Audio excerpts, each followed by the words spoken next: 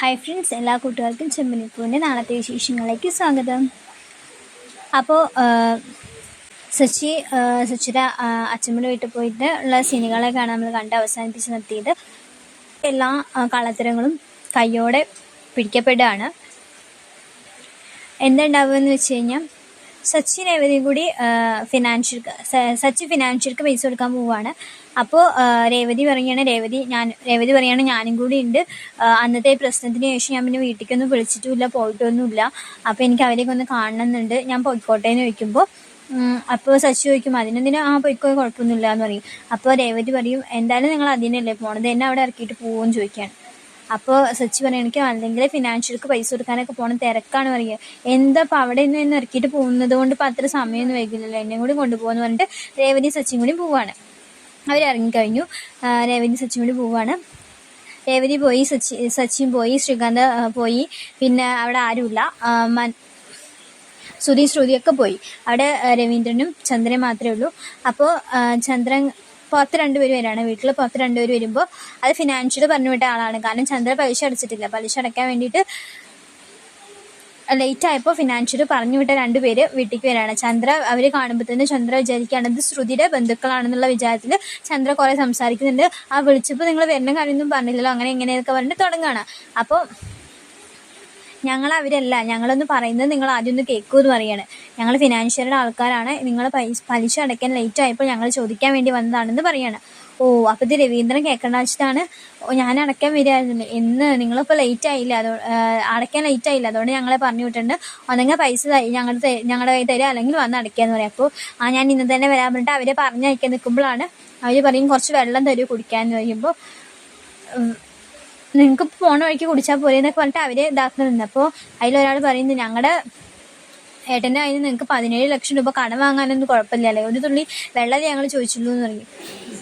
ശരി എടുത്തിട്ട് വരാം, എപ്പോഴും ഇതിങ്ങനെ പറയണ്ടെന്ന് പറയുകയാണ്. കാരണം വീട്ടിലാരെങ്കിലും കേട്ട പ്രശ്നമാണല്ലോ. അപ്പോൾ ചന്ദ്ര വെള്ളം എടുക്കാൻ ഉള്ളിലേക്ക് പോകുമ്പോഴാണ് രവീന്ദ്രൻ പുറത്തേക്ക് വരിക. ആരാ അത് ചോദിക്കുമ്പോൾ അത് ആരും ഇല്ല എന്നറിയും. പിന്നെ പുറത്ത് രണ്ടുപേരും ഇങ്ങനെ നിൽക്കണം കണ്ടിട്ട് ആരും ഇല്ല എന്ന് പറയുക. അത് അപ്പുറത്തെ വേറൊരു വീട്ടിലേക്ക് വന്നതാണ്, അപ്പം ഞാൻ പറഞ്ഞു കൊടുത്തിട്ടുണ്ട് എന്ന് പറയണം. പിന്നെ എന്താ അവർ പോവാത്ത, അവർക്ക് വെള്ളം വേണമെന്ന് പറയുന്നുണ്ട്. ഞാൻ വെള്ളം എടുത്തിട്ട് വരാറുണ്ട്, വെള്ളം എടുക്കാൻ പോവാണ്. ചന്ദ്രയാണ് ഓൾറെഡി നല്ല ടെൻഷനിലാണ് കേട്ടോ. വെള്ളം എടുക്കാൻ പോയിട്ട് വെള്ളമൊക്കെ കൊടുന്ന് കൊടുക്കുന്നുണ്ട്. വെള്ളമൊക്കെ കുടിച്ചിട്ട് അവർ പോകും. അവർ പോയി കഴിഞ്ഞ് രവീന്ദ്രൻ പത്രമൊക്കെ വായിച്ചു ഇങ്ങനെ ഇരിക്കുകയാണ്. അപ്പോൾ ചന്ദ്ര പോയിട്ട് ബാഗ് എടുത്തിട്ട് വരിക. അപ്പോൾ രവീന്ദ്രൻ ചോദിക്കും നീ എവിടേക്കാണ് പോകുന്നത്, അത് ബാമയ്ക്ക് ഒരിടം വരെ പോകാനുണ്ട് എന്ന് പറയുകയാണ്.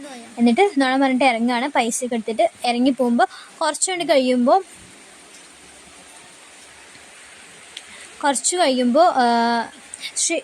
ശരത്തിൻ്റെ ഒരു ഫ്രണ്ടും കൂടി നിൽക്കുന്നുണ്ട്. എന്നിട്ട് ആ ഫ്രണ്ട് ശരത്തിനോട് പറയാണ് നിന്റെ ചേച്ചിയുടെ അമ്മായിയമ്മ ഇങ്ങനെയൊക്കെ അപമാനപ്പെടുത്തിയിട്ട് നിനക്കൊന്നും തോന്നിയില്ലേ, അവരിപ്പോൾ അവരുടെ കയ്യിൽ ക്യാഷൊക്കെ ഉണ്ട്, അവരോട് നോട്ട് ഇറങ്ങി പോകുന്നത് കണ്ടു, അപ്പോൾ അവരുടെ കയ്യിൽ ക്യാഷൊക്കെ ഉണ്ട്, നമുക്കത് പിടിച്ചു വാങ്ങാന്ന് പറയുകയാണ്. അപ്പോൾ ശരത്ത് പറയും ഞാൻ അതിനൊന്നും ഇല്ല, അന്നൊരു ബൈക്ക് മോഷ്ടിച്ചതിന് ഞാൻ ഒരുപാട് അനുഭവിച്ചു, ഇനി ഞാൻ അതിനൊന്നും ഇല്ലടാ.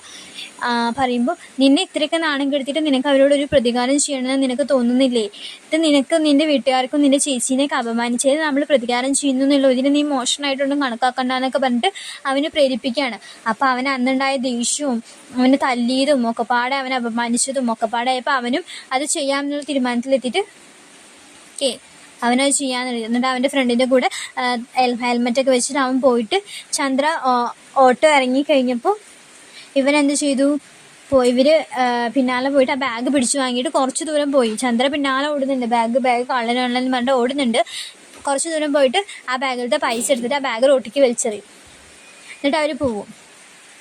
ചന്ദ്രൻ ഓടി വന്ന് ബാഗൊക്കെ എടുത്തിട്ട് നോക്കുമ്പോൾ ഒന്നുമില്ല. അപ്പോൾ ഒപ്പം വന്ന ആൾക്കാരൊക്കെ പറയും പോലീസിൽ കംപ്ലയിൻറ്റ് കൊടുക്കുമ്പോൾ പറയുമ്പോൾ ചന്ദ്രയ്ക്ക് പേടിയായി. കാരണം ഇത്രയും പൈസ കൊണ്ട് എങ്ങോട്ടാണ് പോകുന്നുള്ള ക്വസ്റ്റ്യനിങ് ഒക്കെ വന്നു കഴിഞ്ഞാൽ പിന്നെ അത് വീട്ടിലെല്ലാവരും അറിയില്ലെന്ന് ചോദിച്ചാൽ ചന്ദ്രയ്ക്ക് ആകെ പേടിയായിട്ട് വേണ്ട പറഞ്ഞിട്ട് ചന്ദ്ര ആകെ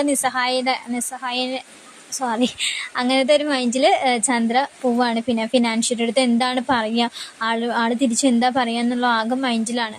എന്നിട്ട് കയറി ചെല്ലുമ്പോൾ തന്നെ ആകെ പേടിച്ചിട്ടാണ് ചന്ദ്ര കയറി പോവുക. ചന്ദ്ര കയറി പോയിട്ട് പറയും വന്നോ, ഫിനാൻഷ്യൽ നോക്കിയാണ് ഇവരുടെ ഈ മാസത്തെ പലിശ എത്രയും നോക്കി പറയുമ്പോൾ ഇന്നെന്താ ബാമ വന്നില്ലേ എന്നൊക്കെ ചോദിക്കുന്നുണ്ട് ആൾ. അപ്പോൾ ഇല്ല എന്ന് പറയുന്നത്. അപ്പോൾ ചന്ദ്ര പറയാണ് പൈസ ഇല്ല, പൈസ കൊണ്ട് വരുമ്പോൾ അത്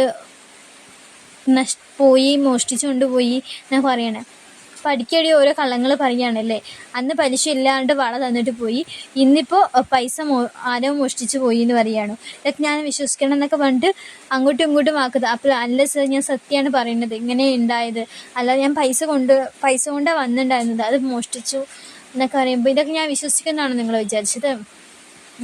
പലിശ തരാതിരിക്കാനുള്ള ഓരോ അടവ് കൊണ്ട് വന്നിരിക്കുകയാണെന്നൊക്കെ പറഞ്ഞിട്ട് ഇവിടെ കൊണ്ടുപോയിട്ട് അടച്ചിട്ട് വീട്ടിൽ നിന്ന് ആരെങ്കിലും വരുമ്പോൾ വിടാന്ന് പറഞ്ഞിട്ട് ചന്ദ്രനെ പിടിച്ച് വലിച്ചിട്ട് ഒരു അവരുടെ വേസ്റ്റൊക്കെ വെക്കുന്ന, ആവശ്യമുള്ള സാധനങ്ങളൊക്കെ വെക്കുന്ന റൂമിൽ കൊണ്ടുപോയിട്ട് പൂട്ടിയിടുകയാണ്. അവർ കുറേ നിലവിളിക്കുന്നുണ്ട്, വേണ്ട വേണ്ട എന്നൊക്കെ പറയുന്നുണ്ട്. പിടിച്ച് വലിച്ചിട്ട് ഒരു സ്ത്രീ കൊണ്ടുവന്നിട്ട് അവരവിടെ പൂട്ടിയിടുകയാണ്. ഈ സമയത്താണ് സച്ചിക്ക് ഒരു ഓട്ടം വരുമ്പോൾ സച്ചി എന്ത് ചെയ്യും, രേവതിയോട് ഇനി പൈസ കൊടുക്കുക, ഫിനാൻഷ്യർക്ക് പൈസ കൊടുക്കുക, ഞാൻ ആ ഓട്ടം പോട്ടെ, അർജൻറ്റാണെന്ന് പറയുമ്പോൾ രേവതിയോട് പറഞ്ഞു കൊടുക്കുകയാണ്, ഇത് നീ കൊടുക്കുമല്ലോ എന്ന് പറഞ്ഞിട്ട് രേവതിക്ക് പൈസ കൊടുത്തിട്ട് സച്ചി പോവുകയാണ്. രേവതി ഫിനാൻഷ്യറായിട്ട് എത്തിയിട്ട് പൈസ കൊടുത്തിട്ട് പറയുകയാണ്. അപ്പോൾ ഫിനാൻഷ്യർ പറയും, ഇന്നെന്താ സച്ചി ഇല്ലേ എന്ന് പറയും. ഇല്ല, സച്ചിയേട്ടനൊരു അദ്ദേഹത്തിനൊരു ഓട്ടം വന്നതുകൊണ്ടാണ് പെട്ടെന്ന് പോയത്. അതോ ഇതിൽ പൈസ കുറവായതുകൊണ്ടാണോ നിന്നെ പറഞ്ഞു വിട്ടത്? അല്ല, പൈസയൊക്കെ ഫുള്ളുണ്ട്, പെട്ടെന്നൊരു ഓട്ടം വന്നതുകൊണ്ടാണ് എന്നെ വിട്ടത് എന്ന് പറയാണ്. അപ്പോൾ കണക്കൊക്കെ നോക്കി പൈസ കൊടുക്കുമ്പോഴാണ് ഇങ്ങനെ ചന്ദ്ര ഡോറിൽ തൊട്ടിയിട്ട് ഇങ്ങനെ പുറത്തേക്ക് ഇങ്ങനെ വിളിക്കുന്ന സൗണ്ട് കേൾക്കുമ്പോൾ ഇവൾക്ക് ആ സൗണ്ട് കേട്ട് നല്ല പരിചയമുണ്ടല്ലോ. അപ്പോൾ ഇവൾ പുറത്തിറങ്ങിയിട്ട് അമ്മയുടെ സൗണ്ട് പോലെ ഉണ്ടല്ലോ പറഞ്ഞിട്ട് അന്വേഷിച്ച് പോകുമ്പോഴാണ് ചന്ദ്ര അതിൻ്റെ ഉള്ളിൽ കിടക്കുന്നുണ്ടെന്ന് അവൾക്ക് മനസ്സിലാവുക. അപ്പോൾ എന്താ അമ്മ ഇവിടെ എന്നൊക്കെ ചോദിക്കുമ്പോൾ ചന്ദ്ര പറയുന്നുണ്ട്, നീ പൊയ്ക്കോ രേവതി, ഞാനും വീട്ടിൽ വന്നോളാം. അല്ല അമ്മ, അമ്മേനെ എന്താ ഇവിടെ പൂട്ടിയിട്ടുണ്ടെന്നൊക്കെ ചോദിക്കുമ്പോൾ ചന്ദ്ര പറയുന്നത്, നീ പൊയ്ക്കോ രേവതി, നീ ഇവിടെ നിൽക്കണ്ട പറയണം. അപ്പോൾ എന്നിട്ട് രേവതി പോയിട്ട് അത് അവരോട് ചോദിക്കുകയാണ്, എന്തിനാ എൻ്റെ അമ്മേനെ പൂട്ടിയിട്ടുണ്ടെന്നൊക്കെ പറയുമ്പോൾ അവർ പറയും, പലിശ അടയ്ക്കാനിട്ട് പൂട്ടിയിട്ടതാണ് എന്ന്. 17 ലക്ഷം രൂപ കടം വാങ്ങിയിട്ട് വീടിൻ്റെ ആധാരം, വീട്ടിലാരും അറിയാതെ വീടിൻ്റെ ആധാരം പണയം വെച്ചിട്ട് 17 ലക്ഷം രൂപ കടം വാങ്ങിയിട്ടുണ്ട്, അതിൻ്റെ പലിശ അടച്ചിട്ടില്ല, അതുകൊണ്ടാണ് പൂട്ടിയിട്ടതെന്ന്. എന്നാലും അതൊരു മനുഷ്യ സ്ത്രീയല്ലേ, നിങ്ങൾ ഇങ്ങനെയൊക്കെ പൂട്ടിയിടാൻ പാടുണ്ടോ എന്നൊക്കെ ചോദിച്ചിട്ട് രേവതി ചൂടാവും. അപ്പോൾ നിങ്ങളുടെ ആരാന്ന് ചോദിക്കുമ്പോൾ അമ്മയാണെന്ന് പറയും. എന്നാൽ വീട്ടിലുള്ളവരോട് വിളിച്ചിട്ട് കാര്യം പറയൂ, വന്നിട്ട് പലിശ അടച്ചിട്ട് കൂട്ടിക്കൊണ്ടുപോയിക്കോളാം എന്ന് പലിശക്കാരൻ പറയും. എന്നിട്ട് രേവതി പറയും, ഞാനെന്ന് സച്ചിനെ വിളിച്ചിട്ട് പറയാമെന്ന് പറഞ്ഞിട്ട് സച്ചിനെ വേഗം വിളിച്ചിട്ട് കാര്യം പറയും. സച്ചി വേഗം വരും. സച്ചി വന്നിട്ട് എന്താണ് ചെയ്യുക, ഇങ്ങനെ സച്ചി വന്നിട്ട് സച്ചി കാര്യങ്ങളൊക്കെ അന്വേഷിച്ചിട്ട് രവീന്ദ്രനെ വിളിച്ചിട്ട് പറയും, അമ്മ നല്ല പണിയാണ് നമുക്ക് തന്നിട്ടുണ്ട്, വീടിൻ്റെ ആധാരം ആരും അറിയാതെ പണയം വെച്ചിട്ട് 17 ലക്ഷം രൂപ അമ്മ കടം വാങ്ങിയിട്ടുണ്ട് പലിശക്കാരൻ്റെ. ഇപ്പോൾ പലിശ അടയ്ക്കാണ്ട് അമ്മേനെ ഇവിടെ പൂട്ടിയിട്ടിരിക്കുകയെന്ന് പറഞ്ഞിട്ട് രവീന്ദ്രനെ വിളിച്ച് പറയുമ്പോൾ എല്ലാവരും വരും. എന്നിട്ട് സംസാരിക്കുന്ന സീനുകളാണ് കാണുന്നത്. ചന്ദ്ര അപ്പോൾ ചന്ദ്രനെ തുറന്നു വിടും. സച്ചി വന്നിട്ട് പറയും, എൻ്റെ അമ്മയാണ്, ഞങ്ങൾക്ക് അറിയണ്ടായിരുന്നില്ല എന്ന് പറയുകയാണ്, ഇങ്ങനെ ഒരു കാര്യം ഞങ്ങൾ നടന്നിട്ടുണ്ടെന്ന് അറിയണ്ടായിരുന്നില്ല. അപ്പോൾ പലിശക്കാരൻ പറയുന്നുണ്ട്, ഇത് നിൻ്റെ അമ്മയാണെന്ന് എനിക്ക് അറിയണ്ടായിരുന്നില്ല. അറിയാം സർ, ഇപ്പോൾ വന്ന് അമ്മേനെ തുറന്നു വിടുക, പൈസയുടെ കാര്യം ഞങ്ങളൊന്ന് ചോദിക്കട്ടെ, എന്നിട്ട് എന്താ വേണ്ടത് വെച്ചാൽ അതുപോലെ ചെയ്യാമെന്ന് പറഞ്ഞിട്ട് സച്ചിയുടെ ഉറപ്പിൻ്റെ മുകളിൽ ചന്ദ്രനെ തുറന്നു വിടുകയാണ്. ആ സീനുകളൊക്കെയാണ് കാണുന്നത്. പിന്നെ രവീന്ദ്രൻ ചന്ദ്രനെ നന്നായിട്ട് ചീത്ത പറയുന്ന സീനുകളൊക്കെ ഉണ്ട് വരുന്ന വഴിക്ക്. അപ്പോൾ ചന്ദ്ര ഇത്രയും കാലം ബാക്കിയുള്ളവരുടെ കുറ്റം പറഞ്ഞിട്ട് സ്വന്തം ചെയ്ത കാര്യങ്ങളൊക്കെ അടക്കി പിടിച്ചിട്ട് ഒളിപ്പിച്ച് വെച്ചിട്ട് നടക്കുമായിരുന്നു. അപ്പോൾ അതൊക്കെ എല്ലാവരും അറിഞ്ഞു, നാണക്കേടായി, ഒന്നും പറയാൻ പറ്റാത്ത അവസ്ഥയിലേക്കാണ് ചന്ദ്ര ഇപ്പോൾ കടന്നു പോകുന്നത്. ശ്രുതിയും അതേപോലെയാണ്. ശ്രുതി വലിയ ഗെയിമിൽ മലേഷ്യക്കാരിയാണെന്ന് വെച്ചാൽ ബ്യൂട്ടി പാർലറൊക്കെ തുടങ്ങിയതാണ്, അത് ഇങ്ങനെ ഉണ്ടാക്കി കാശുകൊണ്ടാണെന്നൊക്കെ എല്ലാവരും അറിയുമ്പോൾ അവൾക്ക് നാണക്കേടാവുന്ന സീനുകളൊക്കെയാണ് കേട്ടോ.